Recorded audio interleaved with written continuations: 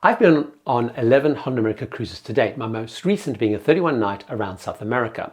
So why do I keep returning when there are so many choices, and also in spite of the fact that, as you'll hear, there are some things they don't get right? Welcome aboard, I'm Gary Bembridge, and I'm going to reveal what I've discovered about one of the oldest cruise lines in the world, competing in what the industry calls the premium category, alongside Princess, Cunard, Celebrity and Virgin Voyages.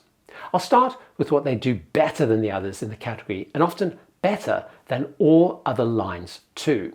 First, they have what I consider to be a perfect ship size for a mainstream line, and I love that they're resisting the shift into ever bigger ships, unlike other lines. They have 4 ship classes in the fleet, from small R-class ships with 1,400 guests up to their largest Pinnacle class ships with around 2,200 guests. Meanwhile, their competition is moving into big mega ships. For example, Celebrity's latest ships carry 3,200 passengers, over 1,000 more passengers, and Princess newest ships carry 4,300 passengers, almost double the amount. But Holland America have stuck with smaller, mid-sized ones with a classic cruise ship design, retaining traditional features like a full 360-degree promenade deck for walking and scenic viewing. I find their ships really manageable and never feeling crowded. There are plenty of quiet spaces for sea viewing, relaxing, and it's less chaotic at the pool and the bars. But there's still a great range of bars, lounges, entertainment venues, and a range of features like a library and casino and so on. However, there are a couple of downsides to the ships for sure. At the time of making this, they have no new builds planned, unlike some of their competition who have these new and potentially different, exciting concepts coming along. And they have a 2-tier fleet experience for sure. If you go on the newer Pinnacle class ships, so Rotterdam, New Statendam and the Koningsdam, they are more contemporary, with more modern bathrooms. They have a wider choice of venues and also dining as well. But if you go on the older ships like the Vista class ships, so that's the Oosterdam, Westerdam, Noordam and Zeedam, or the Signature class ships like Eurodam and New Amsterdam, or even the R-class ships, Volendam and the Zaandam, these are definitely getting dated in decor despite some updates recently, and the cabins are not that contemporary with a dated bathroom and decor. However, they have acknowledged this, and they have a major evolution refresh program that only starts though in 2027 for the Vista and Signature class ships, and starting with one ship, the Oosterdam. They will have a major refresh of venues, cabins, and they'll introduce popular Pinnacle class features like the Grand Dutch Cafe, which I love, Tamarind Asian Restaurant, which I also love, are being added. They're also going to be adding 76 cabins, including a whole lot of solo balcony ones. However, whilst it's good news, it's going to take time to work through, so the different 2-tier experience will remain for some years. I think another Holland America strength is they lean into delivering a traditional classic cruising experience really well. Though I admit that brings some pros and some cons. Let's start with the upsides, because I think some really stand out versus their direct competition, but often across all of cruising itself. One of the most significant is their enrichment program. As well as having a cruise director, they also have a senior and widely traveled travel guide on the crew. This is a massive plus and adds enormously, I find, to every cruise. Port immersion is not then reliable on the variable quality of guest speakers, and it's consistent across a cruise. They do deep immersive port by port talks covering history, things to do, things to see, watch outs, and practical tips on how to do it if you're self-exploring. They're not linked to the Shore Excursions team, and they don't try and sell you tours. Then when sailing through scenic areas, as I did a lot on my last cruise through the Panama Canal, Glacier Alley and the Chilean fjords, around Cape Horn and out of major ports even with noteworthy sites, they do commentary with history and background on what is being sailed past. In terms of other enrichment, there's probably 6 major activities. An arts and crafts program offering frequent classes with things like coloring for adults, watercolor painting, origami and doodle-based design. Tech talks, which I found actually go beyond other cruise lines and are very practical. On my recent cruise, it included how to take great photographs and video with your phone, avoiding scams online, the best travel apps, and even things like using eSIMs. Like many lines do, they of course have guest speakers talking about a wide range of topics On my latest cruises, it included experts in geology, astronomy, and the geopolitics of the region. They also run on sea days a coffee with the cruise director. Now, here's where they interview senior crew from different departments, providing lots of insight and information on how things work behind the scenes. These are really, really fascinating. Then there's also a well-stocked library of both fiction and non-fiction books. Now, I'm not sure if this last one falls into enrichment, but they do have priests on board on many sailings who run the religious ceremonies. The second area they lean into a lot is live music. They have what is known as the music walk concept, a series of themed venues that are normally close to each other on the ships.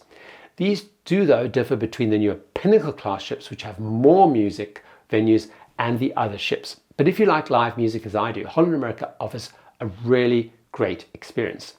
The Vista and the Signature class ships like the Oostdam and the Zeedam I was on most recently, they have 4 main music venues. There's Billboard on board, which has a pianist which plays various themed sets across the evening. Now, there used to be 2 dueling pianists, which I think actually made it stronger, but it's still a great and popular venue. Then there is the Rolling Stone Lounge with a 4-piece band plus a singer performing various themed sets each night, ranging from rock to blues and soul and so on. Then there was the Explorer Lounge with classical sets most evenings. Now, unfortunately, not as an extensive program as when they had the Lincoln Center Stage partnership, but they have brought classical music back after it disappeared for a while. And then there was, in the Ocean Bar, they had sets early evening, which was a mix of live music guest artists. So on my cruise, it was a South American duo, and then the in-house Dam Band, which is a 4-piece band that mostly performs for the production shows. But on the newer Pinnacle class ships, there are more venues. So instead of the Rolling Stone Lounge with 1 band, there are 2 venues with dedicated bands in each. The incredible B.B. King's Blues Club and the Rolling Stone Rock Room. Also, as the ships of all classes go through updates and refits, they're also putting a bandstand area in the Crow's Nest to add another live music spot. Now, there are a few downsides for some cruises, though. For example, for party lovers, these are pretty few and very far between. They do run an orange party night once on the cruise where guests and crew will don something orange, and there are lots of party events. But other party nights and deck parties are not in reality very frequent. But something I'll talk more about later is they are also chasing younger cruisers and more families, but they're not really adapting the program for that. Even the fitness program still addresses their traditional older profile with more gentle classes, Tai Chi, walking events, and pickleball. I also feel a big strength of Holland America is itineraries. The most obvious one of all is Alaska. They've been sailing there longer than any cruise line, around 80 years now. They have multiple options, including land and sea ones, because they own McKinley Chalet Resort in Denali. They have trains and buses to get to and from it, and they're one of a handful of lines allowed into the magnificent Glacier Bay. But they do excel at other itineraries around the world, making them, for me, a really strong option when I'm looking at affordable cruising beyond the Caribbean, Alaska, and the Mediterranean. They base ships in, and they know places like Japan, Australia, New Zealand, South America, even the Pacific Islands and Hawaii really well. They also do many longer voyages, grand voyages to dive deep into region like, say, Africa, and they also do then world cruises. I also feel that dining on balance is a strength, though you will hear they're more mixed here than other topics I've spoken about so far. Like all lines, they have a range of included dining options, including the Lido Market Buffet, the main dining room, and casual dining like Dive-In, which actually has some of the best burgers at sea, I think. But then on the Pinnacle ships, they have even more casual options like a pizza option as well. Pinnacle class, as well as having more casual options, also have more specialty dining than the other ships. More on that shortly. Now, the included food I find generally good, pretty varied, particularly for the category. Now, they've achieved this by working with a range of celebrity and renowned, mostly US-based chefs. They call them the culinary ambassadors, and they create dishes across the various venues, and you'll see their names popping up on the menu. But for me, one strength versus their competition is the food in the buffet. It's served by the crew, making it, I feel, way more hygienic, so I like that. And while like others, of course, they have themed stations in the buffet, but one of the big pluses they've introduced is a big featured lunch corner concept. They really go to town on these, and on recent cruises it included a seafood one for each of the different countries we called on, international cheese corner, and they even had one called Cake Me Away with over 19 magnificent cakes. Although they could make more of it, I also like the plate-to-plate feature. They source and serve fresh ingredients, mostly fish, locally when sailing to around 60 ports across the globe. They kind of downplay it quite a lot, but it's good.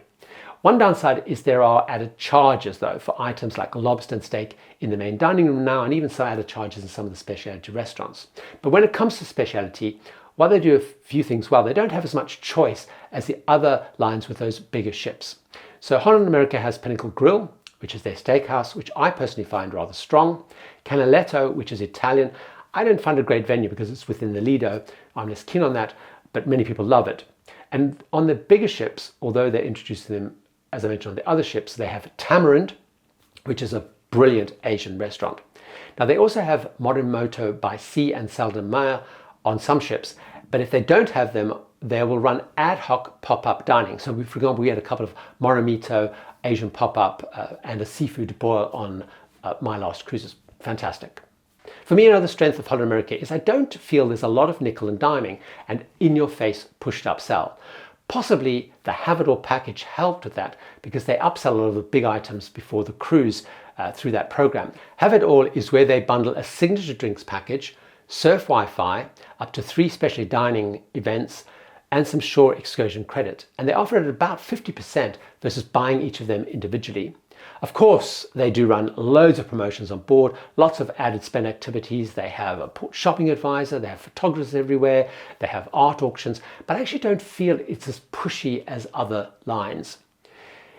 If that's what I think Holland America do well, what are the problems or things that I think they do less well?